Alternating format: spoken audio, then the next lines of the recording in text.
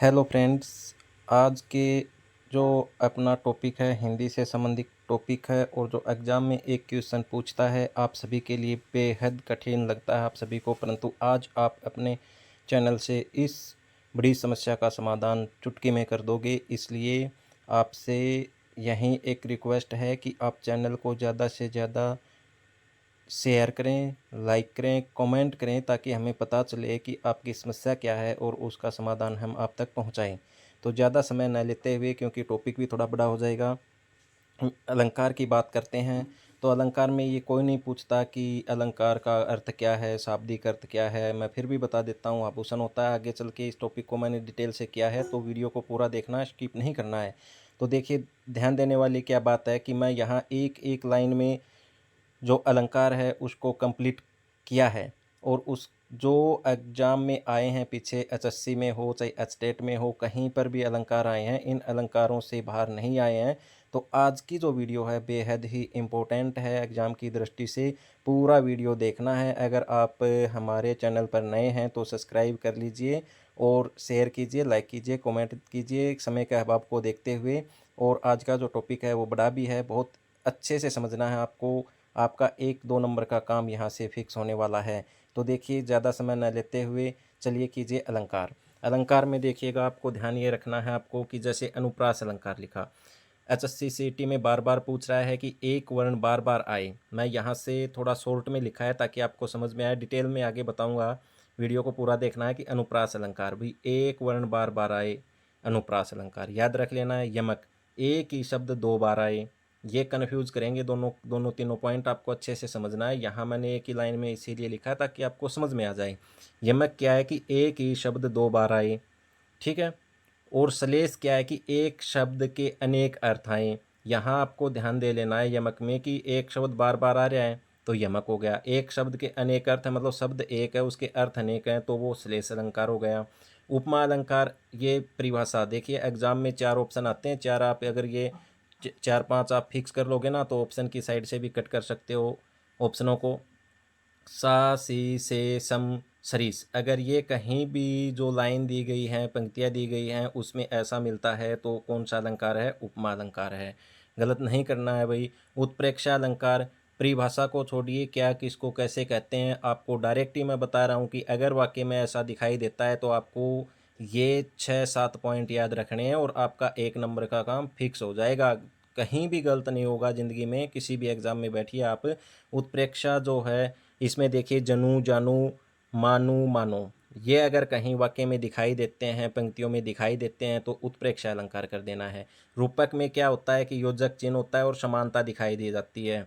योजक चिन्ह जोड़ने वाला मिलेगा आपको बीच में। अतिशयोक्ति में बढ़ा चढ़ाकर कहना होता है। अतिशयोक्ति जो फेंकने वाली बात होती हैं, सारे के सारी अतिशयोक्ति में आ जाती हैं। मानवीकरण, ये एचएससी बार बार पूछ रहा है कि निर्जीव के संजीव बताया जाता है, निर्जीव की तुलना की जाती है संजीव के साथ, ऐसे ध्यान रख लेना है आपको। तो देखिएगा, अभी फर्स्ट आप जो देख रहे हैं, मानवीकरण मैंने बता दिया। अतिशयोक्ति, किसी बात को बढ़ा चढ़ा करके कहना, यहाँ से ही शुरुआत कर दीजिए। अतिशयोक्ति अलंकार का उदाहरण देखिए आप। आगे नदियाँ पड़ी अपार, घोड़ा कैसे उतरे पार, राणा ने सोचा इस पार, तब तक चेतक था उस पार। मतलब कि आप खुद देख लीजिए, उदाहरण से ही पता चल रहा है कि कितनी फेंकने वाली बात कर दी कि भैया कि जो चेतक का चेतक जो घोड़ा था ना, राणा ने सोचा कि भाई ये समुद्र कैसे पार करेंगे, उससे पहले तो चेतक के समुद्र को ही पार कर गया था। ऐसा थोड़ी ना हो सकता है। तो इसका मतलब क्या है? ये अतिशयोक्ति है। यहाँ पर ज़्यादा बढ़ा चढ़ा करके कह दी गई है बात। हनुमान की पूंछ में लगन न पाई, आग लंका शिगरी जल गई, गए निशाचर बाग, ये वाला भी देखिए इंपॉर्टेंट, दोनों एग्जाम की दृष्टि से हैं। केवल यहाँ समझना है कि यहाँ फेंकने वाली बात हो गई भैया, कि कैसे फेंकने वाली बात हो गई कि हनुमान की पूंछ में लगन न पाई आग, की भाई हनुमान जी की पूंछ में आग ही नहीं लगी, उससे पहले तो लंका जली गई थी और जो भूत प्रेत थे वो भाग गए थे। ऐसा पॉसिबल थोड़ी ना हो सकता है। परंतु यहाँ अतिशयोक्ति है, तो यहाँ कौन सा अलंकार हो जाएगा? अतिशयोक्ति अलंकार हो जाएगा। अगला पॉइंट भी है, उसकी बातें सुनकर तो बादल भी हंसने लगे। समय का अभाव है इसलिए मैं 2-2 पॉइंट आपको डिटेल से बता रहा हूँ, बाकी आप इनको ध्यान रख लेना। यह तो आसमान से बातें करता है, कोई आसमान से बातें थोड़ी ना कर सकता है। तो मतलब क्या है? यहाँ पर अतिशयोक्ति है। दोबारा से इन पॉइंटों को आपको विशेष ध्यान रखना है, ये एग्जाम की दृष्टि से बेहद ही इंपॉर्टेंट है। अगला जो अलंक अपना है वो है रूपक। देखिए इंपॉर्टेंट में है यहाँ आपको कन्फ्यूज़ नहीं होना है भैया। रूपक जो है इसके अंदर ध्यान देने वाली बात ये है, रूपक अलंकार में मैं अलंकारों से संबंधित कोई समस्या आपको होने नहीं दूँगा, आपको बस केवल ध्यान से सुनना है, समझना है और पढ़ना है। रूपक, ये उदाहरण जो मैंने लिखे हैं बेहद इम्पोर्टेंट हैं, इनको गलत नहीं करना है। देखिए, जहाँ गुण की अत्यधिक समानता के कारण, गुण की अत्यधिक समानता के कारण उपमेय में ही उपमान का अभेद आरोप कर दिया गया हो, वहाँ रूपक अलंकार है। ये तो परिभाषा है, मैंने पहले भी आपको फर्स्ट पेज जो फर्स्ट लाइन में 1, 7, 8 पॉइंट लिखे हैं उनको समझना है। उदाहरण है, मैया मैं तो चंद्र खिलौना ले हूँ। भाई चांद का खिलौना कोई ले सकता है क्या? भाई मैं ये कहूँ कि मैं तो चांद ही लेके आऊँ, भाई चांद का खिलौना लूँ, चांद कोई नीचे थोड़ी ना आ सकता है, ये एक जिद है। ठीक है, यहाँ पर ये ध्यान रखना है। चरण कमल बंधो हरि राई, देखिए ये सारे के सारे एग्जाम में आते हैं। मैं तो चंद्र खिलौना ले हूँ, ठीक है। चरण कमल बंधो हरि राई, चरण कमल बंधो हरि राई का मतलब है चरण भगवान के पैरों को और एक कमल के फूल के रूप में बताया गया है, समझे ना आप। तो चरण कमल बंधो हरि राई का मतलब क्या है कि भाई चरण का मतलब है भगवान के पैर को कमल के एक फूल के रूप में बताया है। तो ये ध्यान रखना है कौन सा अलंकार है, या रूपक अलंकार है। ज़्यादा डिटेल आप इनको सीधे भी याद रख लीजिए, क्योंकि समय का अभाव है, वीडियो लंबी बन जाएगी, इसलिए मैं शॉर्ट्स आपको 2-4 बता रहा हूँ। बाकी आप ये एग्ज़ाम में डायरेक्ट पूछता है, कोई दिक्कत नहीं है। पायो जी मैंने राम रतन धन पायो, मतलब कि कह रहा है कि मैंने तो राम नाम ही पा लिया, ठीक है ना। एक राम घनश्याम हित चातक तुलसीदास। अगला जो अपना अलंकार है उत्प्रेक्षा, देखिए उत्प्रेक्षा अलंकार, जहाँ उपमेय में उपमान की संभावना अथवा कल्पना कर ली गई हो वहाँ उत्प्रेक्षा अलंकार होता है।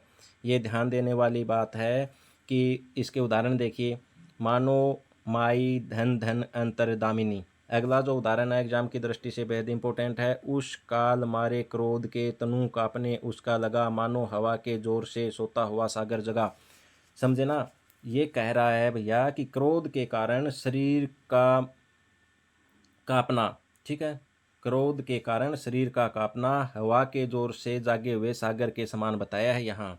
भैया ऐसा है कि यहाँ आपको दो बातें ध्यान रखना है कि एक होता है उपमेय और एक होता है उपमान, ठीक है। यहाँ आपने शुरू में लिखा ना उपमेय और उपमान, तो उपमेय क्या होता है ये ध्यान रखना है कि जिसकी तुलना की जा रही है, मतलब उपमेय क्या होता है कि जिसकी तुलना की जा रही है, जिसकी तुलना की जा रही है वो क्या है उपमेय। और उपमान क्या है कि जिससे तुलना की जा रही है, जिसकी और जिससे याद रख लेना है। उपमेय क्या होता है जिसकी, ऐसे याद रख लीजिए जिसकी, ठीक है उपमेय। उपमान क्या होता है जिससे, उपमान क्या होता है भैया जिससे, जिससे, ठीक है, कंफ्यूज नहीं होना है।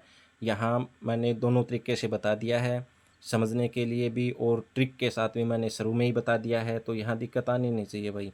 अगला देखिए, उत्प्रेक्षा में आप बात कर रहे थे कहती, ये वाला इम्पोर्टेंट है, एग्जाम की दृष्टि से विशेष ध्यान रखना है इस बात को।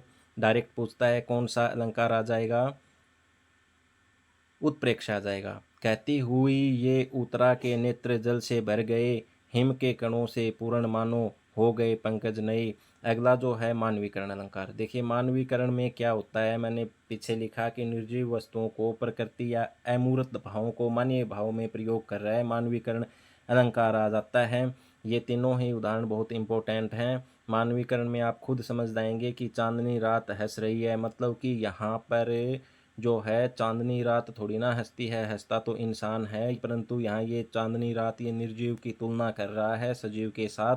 मेघ आए बन ठन के संवर के, मेघ कभी बन ठन के संवर के थोड़ी ना आ सकता है भाई, मेघ आए बन ठन के संवर के, मतलब कि मेघ बादल जो है वो कोई श्रृंगार करके थोड़ी ना आ सकता है, मनुष्य करके आता है, महिलाएं करके आते हैं। तो यहाँ क्या है कि निर्जीव चीज़ का सजीव चीज़ से उसका मान्य भावनाओं से जोड़ रखा है। वीती विभावरी जागरी, अंबर पनघट में डुबो रही तारा घट उषा नगरी। ये इम्पोर्टेंट उदाहरण है तीनों के तीनों, ये एग्ज़ाम की दृष्टि से बेहद इम्पोर्टेंट वीडियो है, तो जल्दी जल्दी से आप इसको जो है ना शेयर करते रहिएगा। और अगला जो अपना पॉइंट है वो है भैया श्लेष अलंकार। देखिए श्लेष, यहाँ मैं आपको बता देता हूँ, यहाँ कन्फ्यूज़ रहता है बहुत बड़ा आपका, इस कन्फ्यूज़ को आप दूर कर लेना है। श्लेष अलंकार का मतलब यही होता है कि चिपकना, जहाँ एक शब्द एक ही बार प्रयोग हो पर दो अर्थ दे वहाँ श्लेष अलंकार कहलाता है। ये सबसे इम्पोर्टेंट बात देखने वाली ये है कि जो रहीम गति दीप की कुल कपूत गति सोए, बारे उजियारा कर बढ़े अंधेरा होए। बढ़े का मतलब यहाँ एक पुत्र के लिए प्रयोग कर रहा है भाई, और एक जो है अंधियारा के लिए प्रयोग कर रहा है। समझ में आ गया ना आपको? इम्पोर्टेंट क्वेश्चन में आता है, शुभ्रन को ढूंढत फिरत कवि व्यक्ति वे भिचारी चोर। मतलब क्या है कि शुभ्रन कवि के लिए एक सुंदर अक्षर जो होता है ना, उसको बोला जाता है सुंदरन को ढूंढत फिरे। मतलब कि शुभ्रन क्या है कि यहाँ पर कह रहा है कि ढूंढत फिरे कवि, कवि के लिए सुंदर अक्षर के लिए प्रयोग हुआ है। वह विचार एक सुंदर महिला के लिए प्रयोग हुआ है। चोर सोना ढूंढता है, ऐसे समझ सकते हैं आप इसको। इम्पोर्टेंट उदाहरण है श्लेष अलंकार में देखिए, मधुबन की छाती को देखो सूखी कितनी इसकी कलियां। मधुबन होता है बाग, ठीक है ना? बाग में यहाँ यही कह रहा है कि भैया इसमें कोई बड़ी समस्या नहीं है कि कलियां प्रयोग हुआ है, अंडरलाइन कर रखा है। जैसे कलियां मैंने एक वीडियो आपको लाइव भी कराएंगे बहुत जल्द ही, उसमें पूरा अच्छे से डिटेल से बता देंगे। परंतु इससे अच्छा ये है कि आप इस वीडियो को पूरा देखिए, एग्जाम की दृष्टि से बेहद इंपॉर्टेंट है। शेयर करते रहिए भैया वीडियो को। कलियां यहाँ फूल का एक दो भाग हैं, एक तो फूल का जो है ना विकसित होने के रूप में, और दूसरा कह सकते हैं आप यौवन से पूर्ण की अवस्था के रूप में प्रयोग किया है। मतलब यहाँ आपको केवल यही देखना है कि भाई एक शब्द आ रहा है, ठीक है, यहाँ बढ़े आ रहा था, यहाँ कलियाँ आ रही थी। डायरेक्ट ही आप आंसर कर दो ना, क्या आपको मुंशी प्रेमचंद बनना है भैया? क्योंकि यहाँ पर देखिए, रहीमन पानी राखिए बिन पानी सब सून, पानी गए न उबरे मोती मानस चून। यहाँ पानी जो शब्द है ये ध्यान रखना है आपको। ये जो पानी शब्द जो प्रयोग हुआ है, एक तो हुआ है मनुष्य के लिए, दूसरा हुआ है मोती के मनुष्य के लिए, मोती के लिए, और चून चून जो होता है ना, इसको ये जो आप बोलते हैं चूना, उसके लिए प्रयोग हुआ है। बेहद इम्पोर्टेंट पॉइंट है ये, आप गलत नहीं करना है, किसी भी तरीके से इसको समझना है या रटना है वो आपकी मर्जी है। मैं समझाने की कोशिश आपके लिए कर रहा हूँ। ये देखिए अगला जो आपका है, ये है उपमा, जहाँ एक ही वस्तु की दूसरी वस्तु के साथ किसी गुणधर्म अथवा स्वरूप के कारण समानता दिखाई जाती है। मोस्ट इम्पोर्टेंट उदाहरण आता है भाई पीपर पात सरिस मंडोला। मतलब कि पीपल जो होता है ना, ये ध्यान दे लेना है आपको कि भैया यहाँ पर कुछ नहीं है बड़ी समस्या। देखें तीनों ही उदाहरण बहुत इम्पोर्टेंट हैं।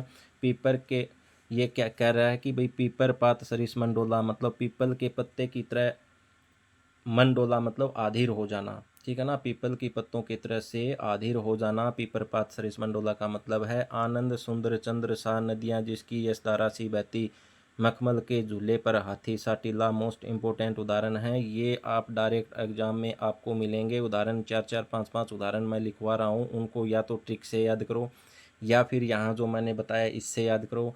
कैसे भी इनको करके याद रखो आप, क्योंकि एग्ज़ाम की दृष्टि से बेहद इम्पोर्टेंट हैं। अब देखिएगा अगला जो पॉइंट है आपका अलंकार। शाब्दिक अर्थ आभूषण होता है, गलत नहीं करके आना एग्जाम में। किसी भी तरीके से अगर पूछता है तो शाब्दिक अलंकार होता है, अर्थालंकार होता है, ऐसे नहीं पूछता है एग्जाम में। आपको केवल यही ध्यान रखना है, जो मैंने मोस्ट इम्पोर्टेंट जो अलंकार थे वो करवाए हैं और ये एग्ज़ाम में आएंगे। गलत नहीं करना है, वीडियो को पूरा देखना है, और अपनी जो ट्रिक है उसको आप एक पेज पर लिख लो, और कोई भी उदाहरण देखो उसमें वो उसका संबंध दर्शा लो भैया, 1 नंबर का काम फिक्स हो जाएगा। देखिए अनुप्रास अलंकार, यहाँ मैं आपको पहचान ही बता देता हूँ कि अनुप्रास अलंकार और HSC CET इनके पीछे पड़ा हुआ है भाई। अनुप्रास वाले के पहचान है जहाँ वर्णों की पुनरावृत्ति होती है। मतलब यहाँ क्या है कि जैसे वर्ण आएंगे, जैसे इसमें च आ गया, च आ गया, च आ गया, ठीक है, तो इसका मतलब यहाँ तरनी तनुजा तट तमाल तरुवर बहुछाए। इम्पोर्टेंट उदाहरण है कल कानन कुंडल मोर पंख कनक किनिक नूर धुनी सुनी, संसार की समस्त समस्थली में धीरता धारण को, छोरी छोरटी है गोरटी है चोरटी है हीर की। मतलब कि ये उदाहरण आप एक पहला उदाहरण जो है ये वाला और ये दोनों उदाहरण बहुत एग्जाम की दृष्टि से बेहद इंपॉर्टेंट हैं। या फिर आप कहीं कोई उदाहरण दे, हरियाणा में CET वाले एग्जाम में पूछ रहा है बार बार, आपको केवल इतना ध्यान रखना है कि यहाँ पर क्या मिलेगा आपको। केवल और केवल ध्यान देने वाली बात जो है वो ये है कि यहाँ पर वर्णों की आवर्ती मिलेगी। और अगला जो पॉइंट है अगला जो समास है आपका यमक। यमक में क्या ध्यान देने वाली बात है, देखिए यमक अलंकार के बारे में मैं आपको बता देता हूँ। यहाँ पर देखिए जैसे इसने लिखा है जब एक ही शब्द दो या दो से अधिक बार आए और उसका अर्थ हर बार भिन्न हो। मतलब कि यहाँ पर भिन्न अर्थ बताना है। मोस्ट इम्पोर्टेंट उदाहरण में आता है काली घटा का घमंड घटा। यहाँ काली एक बार बादल से संबंधित है और दूसरा घटने से संबंधित है। कनक कनकते सौगुनी मादकता अधिकाय। मोस्ट इम्पोर्टेंट उदाहरण है भैया माला फेरत जुग गया फेरत न मन का फेर कर का मन का डारी दे मन का फेर। ये ध्यान रखने वाले बहुत ही इम्पोर्टेंट उदाहरण मैं आपके लिए लेकर के आया हूँ। एक बार फिर से आप अगर ये समझ में नहीं आया आपको तो कोई दिक्कत नहीं है, मैं आपको यहाँ से एक बार फिर से बैक ले चलता हूँ और ट्रिक पर आ जाते हैं। देखिए मैं दोबारा से बता देता हूँ ट्रिक के मामले में कि अनुप्रास अलंकार में एक वर्ण बार बार आएगा। आप किसी भी वाक्य में देखना और एग्जाम में आंसर पूछता है डायरेक्ट अनुप्रास कर देना। एक ही शब्द दो बार आए आप ध्यान रखना है ये वाला, ठीक है। श्लेष एक शब्द के अनेक अर्थ मिलेंगे, शब्द एक मिलेगा, ठीक है। उपमा सा से सी ये पहचान रख लेना है, एग्जाम में डायरेक्ट पूछता है। उत्प्रेक्षा में ये जनू जानो मनु मानो ऐसे लगा मिलता है। रूपक में योजक चिन्ह बना मिलता है। मतलब कि इन चार से तो फ्री हो जाओ आप, उपमा से उत्प्रेक्षा से रूपक से, ठीक है। अब आता है अतिशयोक्ति, बढ़ा चढ़ा के बात की जाती है। मानवीकरण में जो है निर्जीव को संजीव बताया जाता है। ये भी 2 जीरो हो गए, 3 ये हो गए, 5 आपको याद, एक ये हो गया भाई, एक वर्ण बार बार आता है। तो फिर क्यों कन्फ्यूज़ हो रहे हो आप यमक और श्लेष में। इसलिए मैं कह रहा हूँ कि यमक और श्लेष के या तो इससे समझो या फिर उदाहरण जो मैंने दिए उसको आप कॉपी में लिख लो। किसी भी प्रकार से करके आपका जो समास का टॉपिक है वो गलत नहीं होना चाहिए। ये वीडियो जो देख लेगा उसका मुझे उम्मीद है कि कोई क्वेश्चन आपका सॉरी ये अलंकार से संबंधित गलत नहीं होगा। आज की वीडियो में इतना ही करना है। जो वीडियो अगर आपको अच्छी लगी हो तो शेयर कीजिए, लाइक कीजिए, कमेंट कीजिए। समय का अभाव है, वीडियो ज़्यादा थोड़ी लंबी हो जाती है। डिटेल में कराएंगे, लाइव क्लास आपकी लेंगे। हिंदी हरियाणा जीके जो है इसके 25 और हिंदी के 15 क्वेश्चन आपके कटने नहीं दिए जाएंगे एग्जाम में, पूरे के पूरे यहीं से मिलने वाले हैं। तो आज की वीडियो में इतना ही, बहुत जल्द मिलते हैं आपके साथ। इस शेयर कीजिए, लाइक कीजिए, चैनल को सब्सक्राइब कर लीजिएगा, नए हैं तो मैं बार बार कह रहा हूँ। आज के लिए इतना ही, धन्यवाद। जय हिंद, जय भारत, जय श्री राम, जय श्री श्याम, जय हिंद, जय